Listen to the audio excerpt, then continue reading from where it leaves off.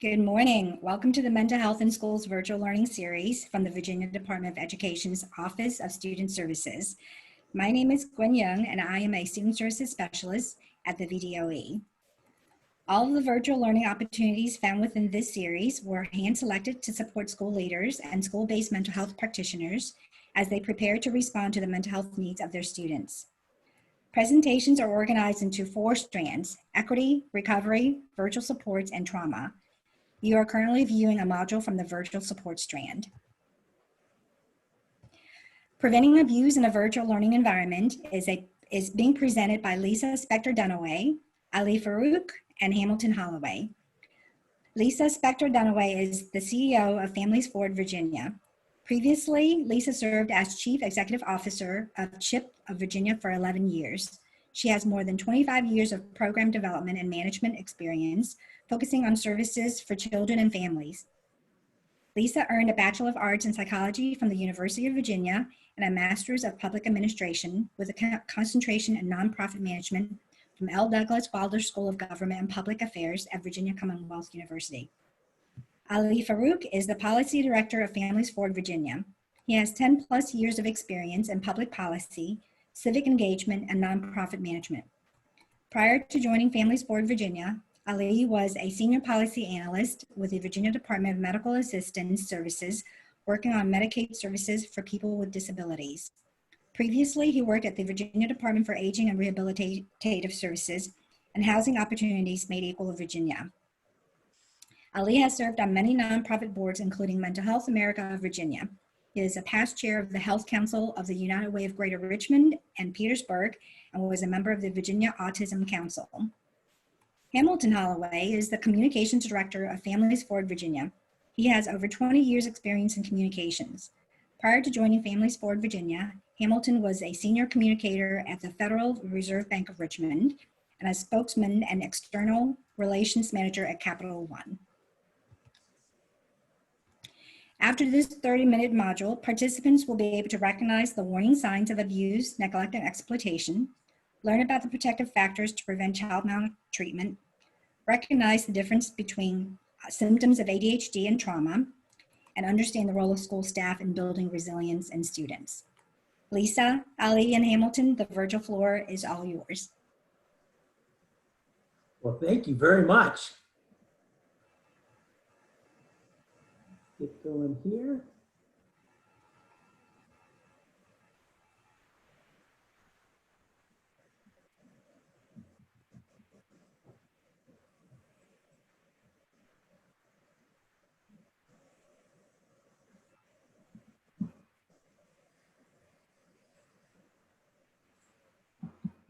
There we go. Can everyone see those slides? Yep.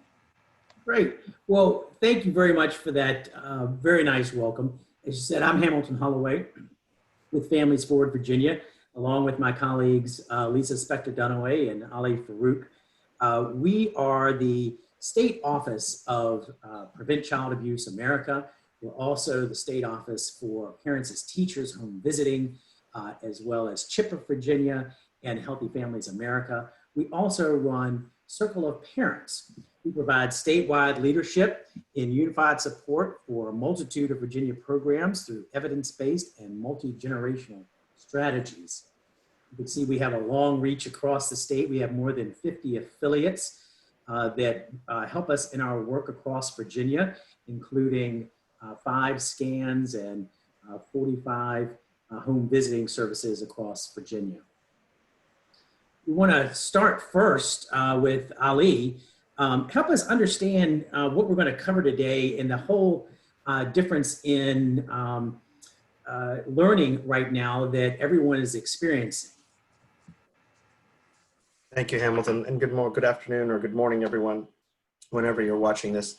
So, of course, this is a stressful time for parents, for teachers, for staff, and we really appreciate all the hard work that you're doing. It's important to know that before children can engage the part of their brains that support learning, those that have experienced trauma or significant stress related to isolation, abuse, and/or neglect need to feel safe. Preventing abuse and neglect of children in this new environment of physical distancing means focusing on relationships as a protective factor, Creating multiple and regular touch points for children to connect with people with whom they have a strong relationship will create spaces for understanding the health of the child and preventing problems before they get worse. And as you can see on your screen, safety, trust, and collaboration, connection, these things have to come first before we think about children doing things of what we think of as traditional learning. And then again, part of understanding a child and part of understanding the brain is that before anyone can be ready to learn and stretch and grow, they have to feel safe. So Lisa, tell us about what child abuse includes. What are we actually talking about when we say child abuse? So child abuse is usually covers a broader category of abuse and neglect. And actually the majority of reports are related to physical neglect more so than the physical. But there's also sexual abuse and emotional or psychological maltreatment. Preventing child abuse is not just about knowing the warning signs and immediately contacting CPS. That's very important, of course, to prevent and stopping maltreatment of children. But really preventing abuse is about creating a strong network of relationships and connections with children that support them. We'll talk about the protective factors that help prevent abuse, as well as the specific role of the school system and education professionals. So just like with a lot of the work that you do, the work around protective factors is very much based in research and years of study. We know that all children right now are impacted by some level of trauma just by the pandemic and the isolation and the uncertainty in their lives. And they really need to have safe, stable, nurturing relationships and environments to build that resilience and protect them from risk factors. The protective factors promote safe, stable, nurturing relationships and environments. So there needs to be in a child's life sensitive, responsive caregiving. They need to have their basic needs met, have emotional support, but there also needs to be support for the caregiver's well-being, and included in that, of course, are all school personnel and then social connectedness, which is one of the biggest challenges during this pandemic. So Ali, when we talk about behavior, what does this mean, all behavior is communication?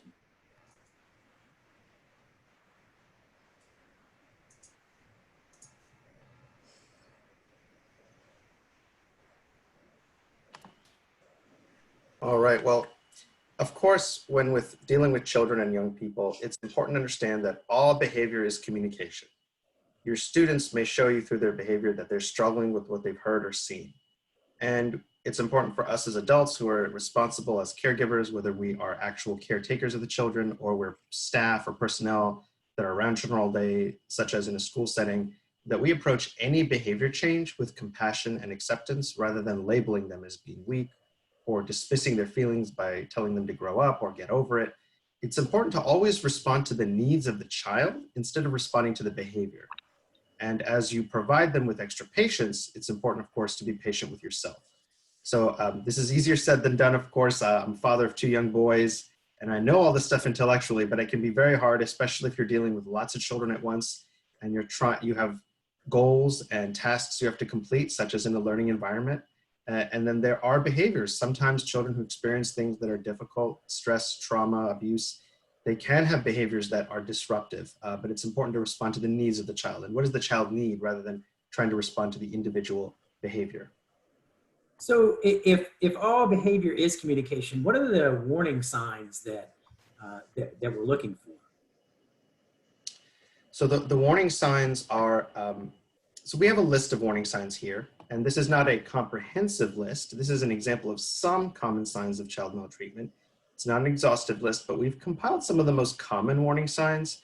And we often get the question, what should I be looking for? What are the warning signs? And I have to repeat again and say, just like in the previous slide, all behavior is communication. So here are some of the common warning signs. Child might be really apprehensive to loud noises or other children crying. Obviously, behavioral extremes. They could be either very, very aggressive or withdrawn. You might see increases in irritability and defiance, They might be frightened. They might show heightened fear of parents, or they might openly talk about being injured by a parent or a caretaker. That's the easiest warning sign. Complaining of soreness, moving uncomfortably, wearing clothing that's inappropriate for the weather to cover up injuries. There can also be, especially in a learning environment, cognitive problems that may arise. Problems focusing, problem with attention, concentration, memory loss, frequent confusion. Could be sleep problems, appetite changes, constantly complaining about nausea or stomach aches or headaches. Children or even teens that have experienced trauma may seek more attention or have difficulty separating from adults. Attention-seeking behavior, which can also be disruptive sometimes. Difficulty with attachment. You might have a child that struggles to connect, struggles to build trust, struggles with friendships. And of course, a big warning sign, low sense of self-worth, low sense of self-esteem, self in the world, constantly complaining and talking about how they're stupid or they can't do it. These are all warning signs. So then, how do you get through that? Asking open-ended questions, obviously. What are other things that educators can do to get to understanding that, get deeper if a child is being quiet on the screen? Yeah. So again, in a virtual learning environment, in a physically distanced environment, that can be very difficult.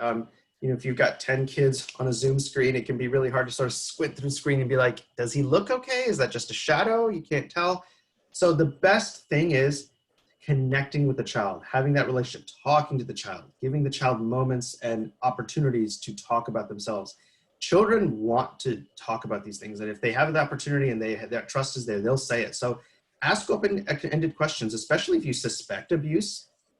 Be intentional in conversations with them. What's the best part of being at home? What's the worst part of being at home? What could you change about something about being at home? It's scary right now. Do you feel safe? Also, if a child can't really talk to you about what they've been doing, that can be a warning sign. The child can't tell you what they've spent their time doing. If the child is evasive, or suddenly their mood changes when you ask them about how they're doing or how they're feeling, or if they're scared, or these are all warning signs to be on the lookout for when interacting with a child, whether in person or on the phone or online. And even just taking time, like in a Zoom call, for instance, you can send a quick private message to say, hey, Ali, I noticed you're not engaged today. Are you okay? Just those little things are the same things we see in the classroom where you take someone aside just to talk to them for a minute. Those can make the difference to make that connection. Is that correct? Yeah, absolutely. Absolutely. So then if a lot of things that we see are complaints of people children who just have ADHD and they just can't concentrate, particularly on the screen. What is the difference really between ADHD and trauma, which is what a lot of people are experiencing right now? Yeah. So we have to be careful about missing signs of abuse by mistaking them for something else. As we said before, all behavior is communication. And there are some common behaviors among children that have been associated with ADHD that might actually be signs of trauma. And a lot of you who are watching this have probably heard about trauma-informed care, trauma-informed schools. So over the last 10 years, this field of science has grown. We understand a lot more about the brain development, how that affects behaviors. And we understand now that sometimes a child's challenging behavior is a response to stress. And unfortunately, all parents and children are under increased stress right now. COVID has created trauma-inducing situations, whether it be child abuse and neglect or simply family job loss. And so right now, children who suffer from child traumatic stress develop reactions to trauma that linger and affect their daily lives long after the traumatic event has ended. And so symptoms can vary according to the developmental stage. For instance, an infant or toddler may lose previously acquired skills, such as toileting or language skills. A teen might exhibit unusually reckless or aggressive or self-destructive behavior and that's all linked to trauma. But there is an overlap. There are overlapping symptoms of ADHD and child traumatic stress. And this is where we want to be careful, where we don't want to just dismiss things because we're like, oh, well, that's just a hyper child, or well, he has ADHD. Young children who experience trauma may have symptoms of hyperactivity and disruptive behavior that resemble ADHD. Trauma can make a child feel agitated, troubled, nervous, alert. That also can be mistaken for hyperactivity. And what may seem like inattention in a child, what may seem like a child like daydreaming or just not focusing, might actually be symptoms of disassociation, which is where a child, is avoiding trauma reminders. And among children who experience trauma, intrusive thoughts or memories of trauma may lead to confusion and agitation, which again also resembles the impulsivity of ADHD. So, trying to keep in touch, again, every child is different. Some children tend to act out, some children tend to internalize it. But again, going back to all behavior being communication, and we're going to talk more later in this presentation about protective factors, creating those relationships of trust with the adults around them and creating multiple touch points will allow you to figure out what's really going on with this child. Yeah, so as you mentioned, really to prevent child abuse and to identify when it's happening, then we really do have to focus on the protective factors. So Lisa, can you talk to us about the first protective factor, sensitive and responsive caregiving? What does that really mean when it comes to preventing child abuse? Sure. I think that, Ali has touched on that, repeatedly about looking at the behaviors. And so it really is important, as a responsive caregiver, to spend quality time with the children, to stay connected, even when the physical separation, is there due to the pandemic. Really trying to help the other adults who may not be living with the child, such as teachers or childcare providers, or the other professionals who are working with the families, maintain those connections. So again, how can you, have polls in your lectures and kids can answer questions, and then you can go back and follow up on based on what they say. The most important thing is really by helping kids think about what they can do. Not what they're unable to do, but what they are able to do. And that really is to take care of themselves and to, help take care of their families and each other, because kids are very, very good at picking up when there's something going on with another child. Yeah, so right now, meeting basic needs seems more important than ever. How does this play in protective factors? So, one of the things that we really are focused on, and hopefully we'll hear more about, is changing social norms. And what we say to parents is that asking for help is a sign of strength and resourcefulness. It's not a sign of weakness. We all need help, and the ability to feel comfortable enough to ask for it really is a sign of strength. If you think that a family might need food or transportation, the most important thing is to ask them what they need. Don't make an assumption. Ask them what they need and make sure that your school has a current list of resources that you can share with families. It's important to keep a list of what you're seeing with families and let your administration know so that the local and state level leaders can pay attention to that and see if there are policies and procedures that need to be changed, that it's not just a family level issue.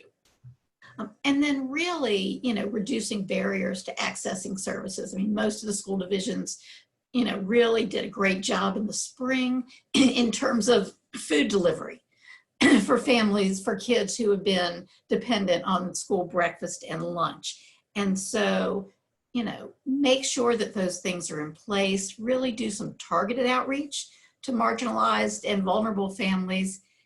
And, especially right now, thinking about, racism and stigma, because that's also playing into this. But again, the most important thing is to ask families what they need. Yes, now you see that a lot of school systems are focusing on access to internet, whether it's providing hotspots or access to technology that is helping. That's meeting a basic need that students must have just to participate, just to meet the bar of participating. So Ali, as we move on, now we're talking about the emotional support for children. How does that play into protective factors? So emotional support for children is so important because, again, we can't prevent every bad thing from happening to a child, But again, trying to spot abuse, trying to prevent abuse is about creating that space for children to deal with their emotions. So one, that's important because it helps them resolve, be resilient. It helps them recover from a bad experience. And of course, the pandemic is creating stress and bad experiences for everyone. But also it's another opportunity for a parent or a teacher or an adult to learn about what might this child be going through that can be prevented or dealt with. So supporting children's regulation skills by helping them manage their feelings. So things like deep breathing exercises, movement, quiet time, making time for emotional check-ins, opportunities for children to ask questions, to talk about their feelings, and get age-appropriate information and support. Emphasizing positive stories of hope and resilience, talking about people helping each other or helping animals. A story every class or every other class about someone. It could even be local stories from your community of people helping each other.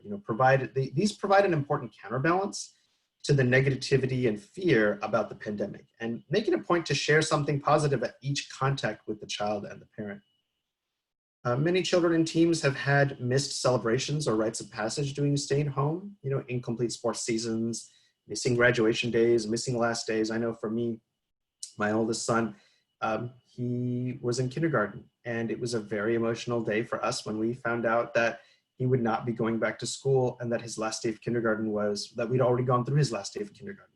And so that is difficult, of course, for the parents, but it can be very, very difficult for a lot of children, especially those children in those crucial years in middle school and high school where there were like big sort of coming of age moments that they may have missed, whether it's a sports event or a dance or something like that.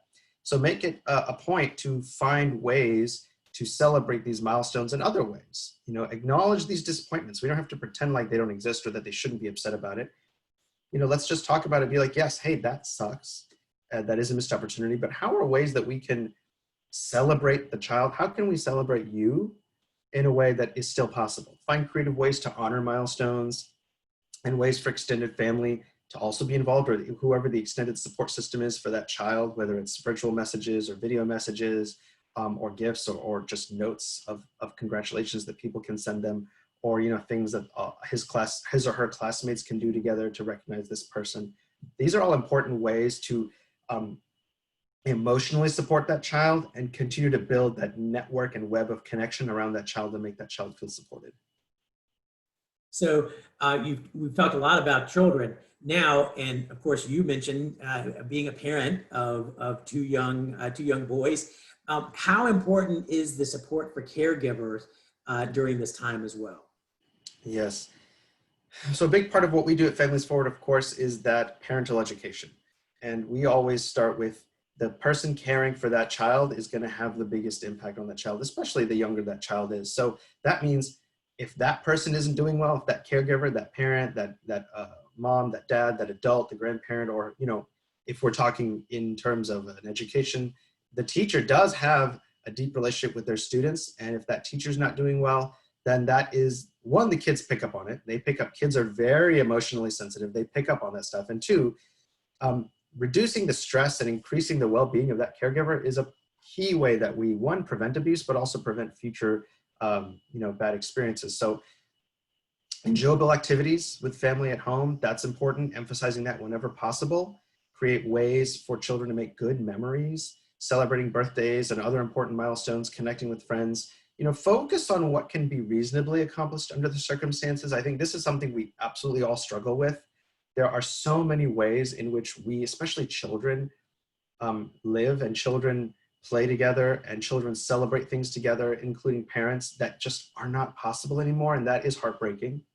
But we should focus on what are ways that we can accomplish things reasonably under the circumstances. And yes, I know that we're all getting tired of video meetings and things like that, but hey, if it's something positive and something that people will enjoy, that's a good way to do it. Whether that's, again, setting up time for children to talk to their friends, finding ways to keep children busy so that the caregiver can get a break, finding ways to send something meaningful as a support to a caregiver. That's all really important.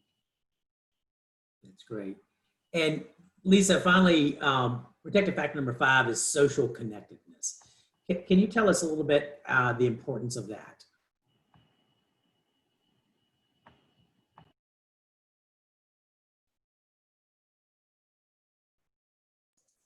Sorry, I was muted. Keeping the lines of communication open with children is really, really important. And thinking about how you can use that communication with kids. So, if you're talking about hand washing, then you could, shift that conversation into a chat about body safety, or, something that could contribute to a really much more meaningful discussion. And these are ways that you can build a sense of trust and safety and reliance in children. Really focusing on the connections, talking to kids about who is important in their lives and how can they, have one-on-one time with those trusted adults. It really builds self-esteem and it deepens those relationships. If you have limited time, then focus on those connections or others who, are providing the most helpful type of support. Are there hobbies or things that the kids could be doing, again, to help others in the community? So are they sending pictures or letters to older adults who may be isolated? Are they, can they send a card to a teacher or a classmate who, is not feeling well? When kids are giving to others, that really deepens their sense of social connectedness. And then there are, a lot of community organizations that can have opportunities for kids to connect virtually, especially right now outside around the recreation time, where, people are finding ways to do it that is safe for children, but does meet that need of them coming together around education, cultural activities, community gatherings, again, the things that make them feel like they are part of the community. So for educators now who are concerned about potential maltreatment, what's their role and what can they do? Sure. So we know, and I think everyone is familiar, the fact that all school staff are mandated reporters. If you suspect child abuse and neglect, you are required by law to report that. Now, of course, most schools have processes and procedures and forms and ways, and it's critical to make sure that in this time of virtual learning that those processes and procedures be reevaluated so that staff, again, understand what the process is. I think that you can look at school assignments to promote connection, interviews with important adults, are there things where they can share experiences and feelings with peers, rituals, those kinds of things. And then, think about who else is having contact with the child. Are the school nutrition staff or volunteers delivering meals? And what is their experience when they're dropping those off? One of the things that I recently heard was, while we're all mandated reporters, it would be great if we could think about it as mandated supporters. And, that is truly why people get into education and, why they are working with students, because they want to see them succeed. And so how can everyone think about what their role is in supporting children? Right, so it's not just the identifying potential neglect, but it's ways, as we walk through these protective factors, ways to prevent that, ways to support from the beginning so that an issue of abuse or neglect doesn't get to the forefront at all. It's not an issue for a child. So Ali, just walk us through a couple of things here that we do for child abuse prevention across Virginia. Families Forward Virginia, as we mentioned earlier in our presentation, we have amazing affiliates all over the state, including child abuse prevention affiliates that do specific child abuse prevention programming. So we organize and expand evidence-based, high-quality home visiting programs, and these programs prevent abuse by doing a lot of parental education about children's emotional development, physical development, how to interact with the child, how to play with the child, how to deal with the behavior changes at all those different developmental stages.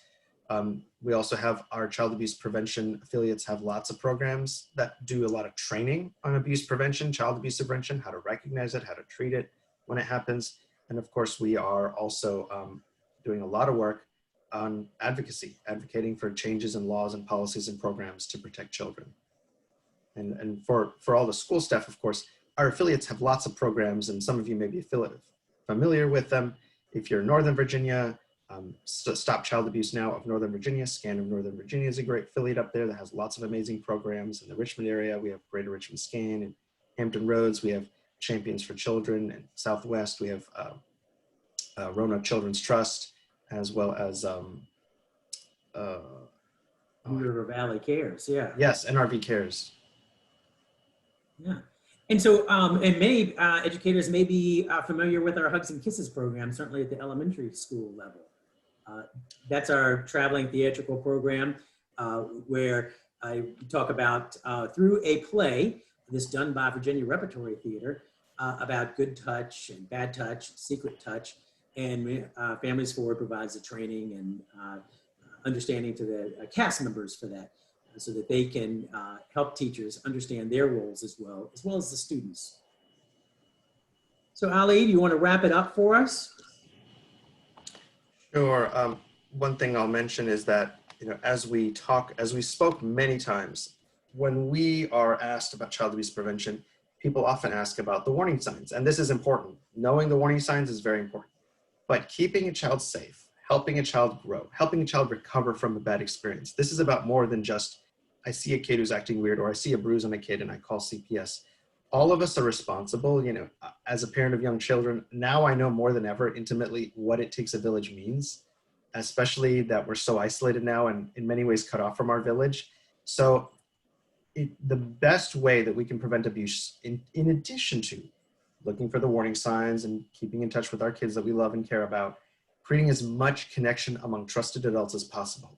Again, creating those touch points so that if a child is going through something terrible, you're creating multiple opportunities for that child to talk to someone about it. Because many times, especially for the more serious abuse, the child sexual abuse, things like that, the children are confused. They're not sure what's going on. In some cases, they may have been groomed and think that it's supposed to be normal, or that they're not allowed to tell anyone because someone they love might get in trouble. Creating those touch points with trusted adults creates opportunity for those children to speak about what's happened, and an opportunity for us to catch it before it gets worse. And so that's my final message, and I really appreciate everybody's time and attention today. Yeah, and I'll just add that at familiesforwardvirginia.org, we have a number of child abuse prevention resources for educators and for community leaders in both English and Spanish, particularly focused for educators, frontline workers, and parents. So do take advantage of that. Lisa, anything from you? Well, I think, again, just reminding, that phrase of mandated supporters, but that also goes for all of you. Again, taking care of yourself and others who are doing the really tough but critical work of educating and supporting our children right now. And we greatly appreciate what you do. Great. Well, thank you, Lisa, Ali, and Hamilton, for sharing your time, knowledge, and talents. Before we say goodbye, I just have a few friendly reminders. For more information, don't forget to check out the one-pager that includes key concepts from today's presentation, as well as helpful resources and references from this presentation. And also, to extend your learning and encourage implementation, we hope you will also utilize the included discussion guide.